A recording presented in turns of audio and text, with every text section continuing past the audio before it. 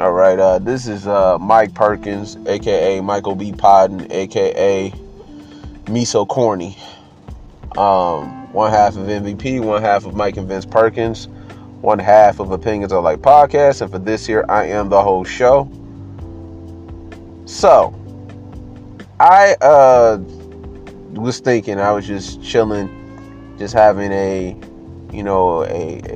just a deep thought. You take one thought and go to the next thought and go to the next thought. And I was thinking about all the stuff that gets said about black men specifically, because that's always on TV, all of the horrible stuff that we are. And I saw a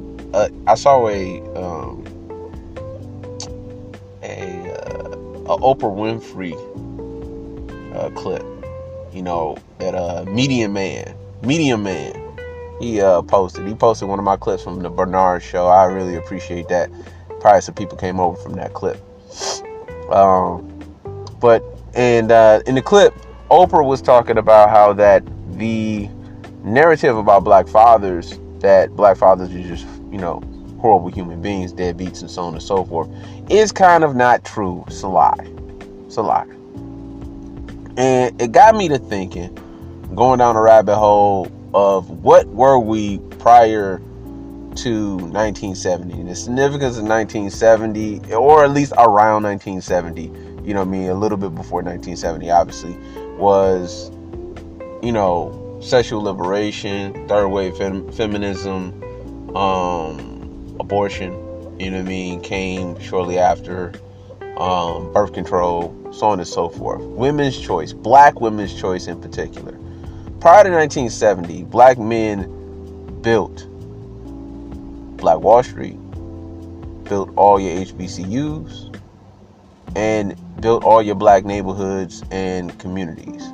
Prior to 1970, black men were instrumental in a lot of the medical advances, the industry advances. Black men, I think, from 1870 to 1920, smack dab in the middle of like slavery and Jim Crow semi-slavery, like smack like right in between the switch over, if you will. Black men led in patents.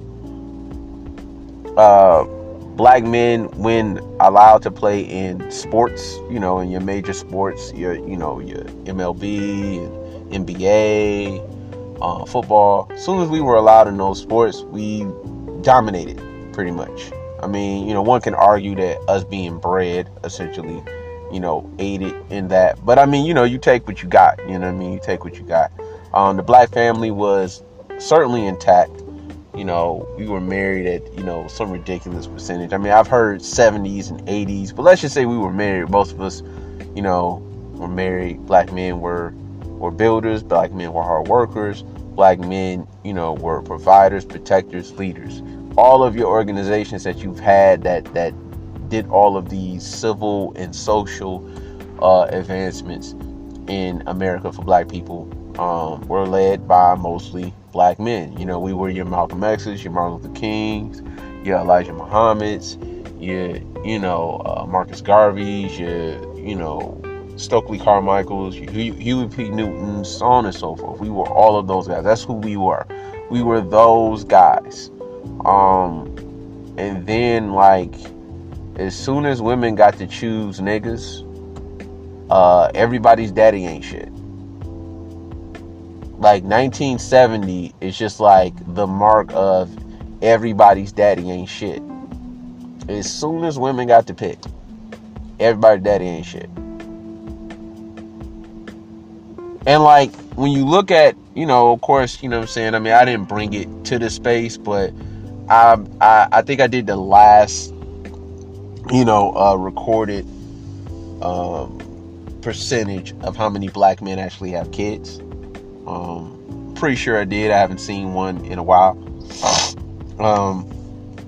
But black men, 56% of us don't have kids, and 70% almost of our women have kids. Like if you think like, and this is what, I'm just connecting the two. Everybody's daddy ain't shit after 1970. You know what I mean? So the narrative says. You know what I mean? So the narrative says. And I'm always of the mind that our women are just fucking the same guys. I mean, we have, the numbers, as well as we have the obvious anecdotal experiences, observable reality, so on and so forth. And when I look at, excuse me, when I look at just that one foul swoop of, we get to choose who we want. Well, who you gonna choose? I mean, Raw Dog Jamal sounds like, and then they just choose Raw Dog Jamal. They choose, the guy who ain't shit.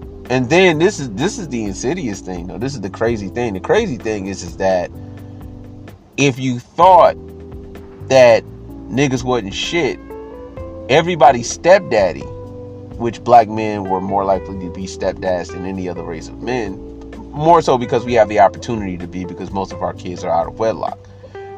But black men have the highest, percentage of stepdads.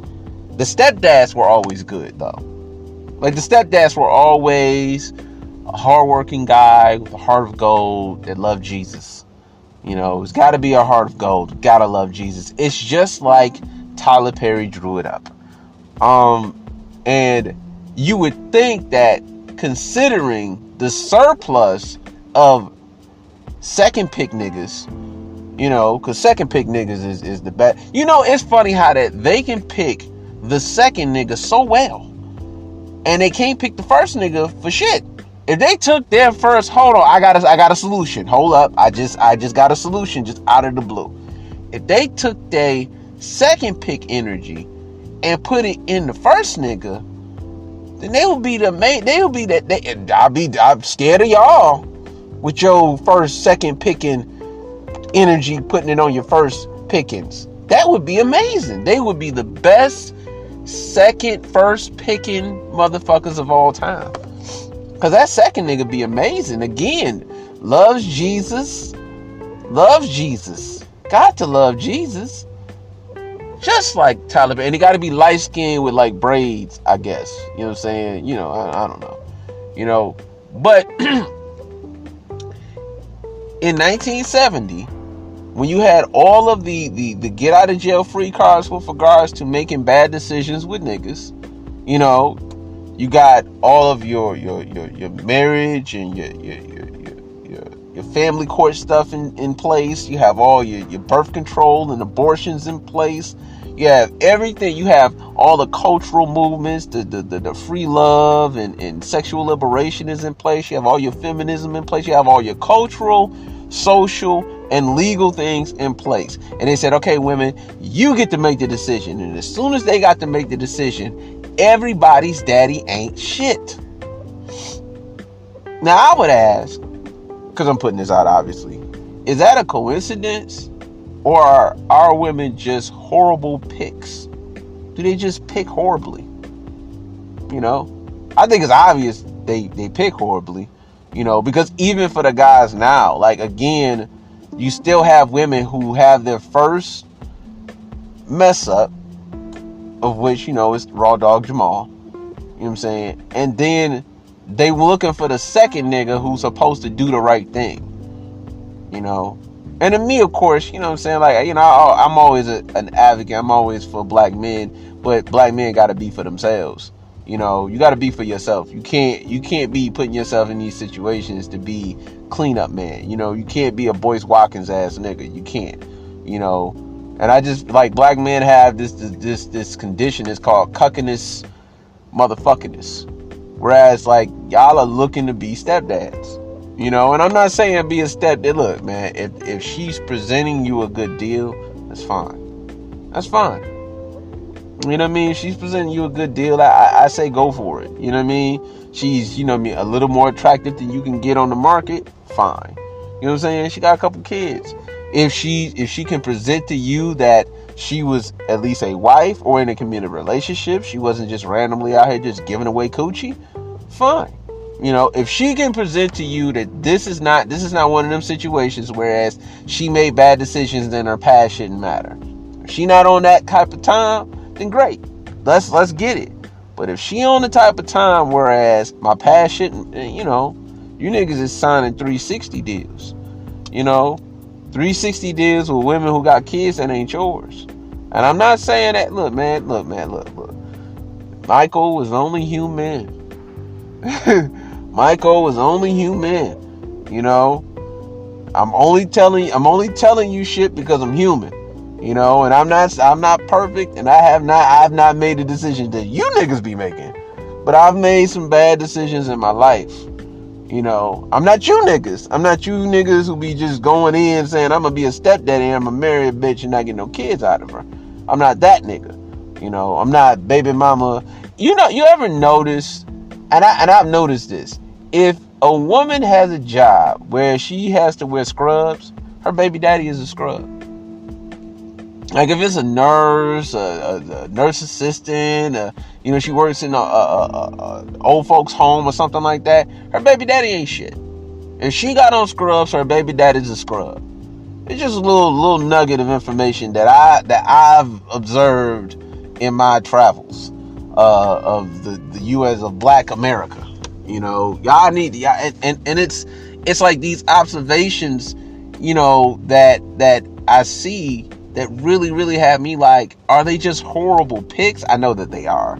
They obviously pick horribly. But this is my conclusion that I came to, and I'm gonna bring it to the conclusion. You know what I'm saying? The solution. We need to have, because this is how it's supposed to go. Your mom is supposed to teach you how to be a woman, how to be a wife, and a mother, in that order. And your dad is supposed to head the vetting process. When you take they took the first part out, because mamas are not teaching women how to be women and, wives and mothers, especially not in that order. But when you take the vetting process out, because there was no such thing as a raw dog Jamal just getting your daughter pregnant and then just moving on with his life. There was no such thing as that. There was no such thing as that. And they had rules and cultural things in order to where, like, bitch, you're not just gonna be walking around here. He's your husband now. That's who you with.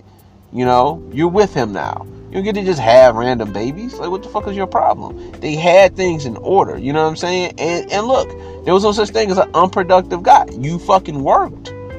You worked and you did what you were supposed to do. And after you worked and you did what you were supposed to do, we moved on from that. We were like, all right, cool. Now you working. Now you're and I don't hear women, when I hear women talk about what kind of guy they want, I never hear ex-military. I never hear truck driver. I never hear electrician. I never hear plumber, fireman, police officer. I never hear that. You only hear entrepreneur, lawyer, doctor, entertainer. That's what you hear. You hear post office workers, nigga, please, you work for UPS. Like, they don't have any interest in being with the normal, and they're normal. All these girls is regular. They regular as shit. I be around them all the time. They regular. Regular. But as a solution, I think that what should happen is that it should just be that the father should be heading the vetting process. You should just be heading the vetting process, because women are proving themselves incapable of picking. Incapable of picking. Just not even close, And I'm not saying men as in like your father. I just mean men, period. Y'all are done picking. Y'all have done a horrible job at picking. Everybody's daddy ain't shit. Just from in a decade. Just from 1970 to 1980, everybody's daddy was ain't shit. And everybody's stepdaddy was great. That means you had the option to pick these niggas. They didn't just come out the sky. Your stepdaddy came out the sky, hardworking, a heart of gold, and loves Jesus. Just like Oprah wrote it. Yeah, man, but that's my time, man. We need to stop giving them choices. We should just start taking away their ability to make choices, because they've made choices over the years, and those choices haven't done them well. We need to take certain choices away from them, Because I got family that got daughters. And when they become of age, you know what I'm saying?